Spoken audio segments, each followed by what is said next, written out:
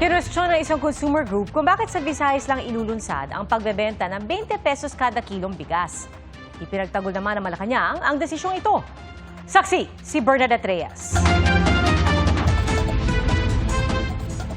Hindi pa nailulunsad ang 20 pesos kada kilo na bigas na ibibenta ng gobyerno sa mga piling lugar sa Visayas, pero may mga mamimiling naghahanap na nito sa isang palengke sa Mandaue City. Maabot kami sa muabot na naitay ng pag-20.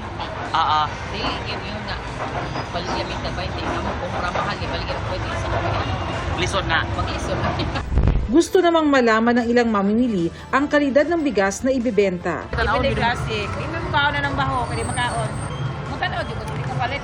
Tinatayang aabot sa 3.5 billion hanggang 4.5 billion pesos ang iluluwal na subsidiya ng gobyerno at piling lokal na pamahalaan para sa programa.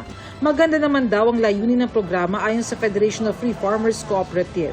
Para maibenta ang stocks ng bigas sa mga warehouse ng NFA na nanganganib mabulok. Pero malaking lugi raw ito sa pamahalaan kaya mungkahin nila. Hindi kaya better used ito or at least malaking bahagi nito, yung subsidy nito, para palakasin po yung productivity ng ating mga rice farmers.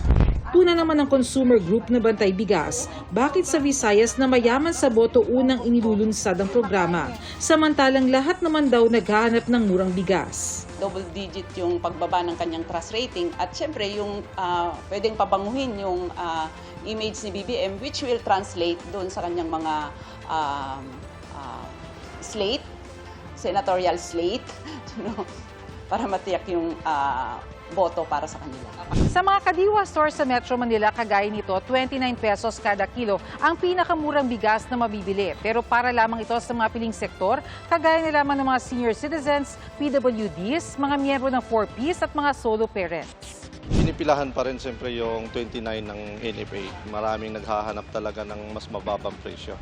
Ayon sa Malacanang, sinimula ng programa sa Visayas dahil doon maraming nangangailangan ng murang bigas at may sapat na supply ng bigas ang NFA sa naturang rehiyon. Pero gagawin daw nationwide ang programa. Nagbigay na rin daw ng direktiba ang Pangulo para palawigin ang programa hanggang 2028. Sinagot na Malacanang ang pagdududa ni Vice President Sara Duterte sa programa. Wala raw kinalaman ng timing ng programa sa pagbaba ng trust at approval rating ng Pangulo. Noon pa po ito pinag-uusapan. Nakasama po ako minsan sa isang pribadong meeting para po dito para pa ipatupad po ang 20 pesos kada kilo na bigas. Nauna pa po ito na pag-usapan ng DA, ng NFA, bago pa po lumabas ang mga survey ratings na yan. Huwag sanang pairalin ang crab mentality at huwag maging anay sa lipunan. Para sa GMA Integrated News, ako si Bernadette Reyes, ang inyong saksi. Mga kapuso, maging una sa saksi. Mag-subscribe sa GMA Integrated News sa YouTube para sa iba't ibang balita.